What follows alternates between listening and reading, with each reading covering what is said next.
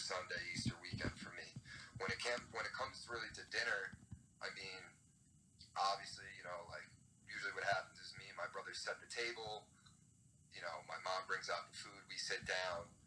We bless our food. I mean, you went to Catholic school, so I mean, you probably know several of the prayers. But, we do the classic, bless us, O Lord, and everything. Bless the food, and then we have dinner. And like I wouldn't say there's any special, Catholic dish. Like how gefilte fish is, normally eaten on the Sabbath, and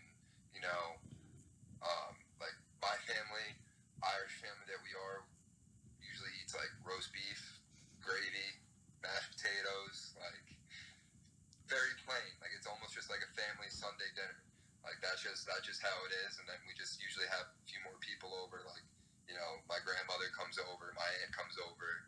Nothing crazy. So that's how like when coming to your house and experiencing that, it's kind of like a difference in the fact that the meal itself is a big part of your religion and your spiritual beliefs and everything that you guys do. So whereas the Catholic side, it's just coming together, being a family, celebrating Easter. But you mainly did that in Mass. You guys do it right at the dinner table. Okay. So I thought that was the one that really I thought was the difference for me, and that caught me off. So yeah. Well, correct me if I'm wrong. When you said that usually at midnight mass or this year at 7, that's when like all of the young kids who haven't received their first communion or their you didn't say baptism, did you? Yeah, so it's not even the young kids. So typically the elementary school I went to was St. James. It's connected to the church I go to. So throughout the year, I think, the second graders receive communion, the eighth graders receive confirmation. Okay. But the Easter Vigil is just for adults that are converting over to the faith. So whether you're coming from a different faith, or you've never been a part of the church, or even this year I went, and it was actually special to me this year because my brother's girlfriend actually was coming in to the Catholic faith.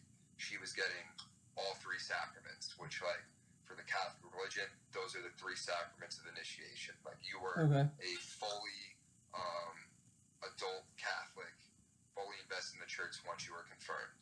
So like I watched her get all 3 of her sacraments, and she's never been around the Catholic faith. But on the other hand, there was a girl there, and she actually gave a short speech at the end of Mass on behalf of all those who got their sacraments. She went to Catholic school. Her family's Catholic. She's been around the Catholic faith her entire life. But her parents did not have her baptized when she was little. She never received communion because they wanted her to get to an age where she had her own right to choose her faith and enter her faith, and that she can appreciate it. And she talked about how, now that she's done it, she's, I think she's in her early 40s and has like 3 kids. And she said she appreciates it so much more. And she's been going to Mass for the last, she doesn't even know how many years.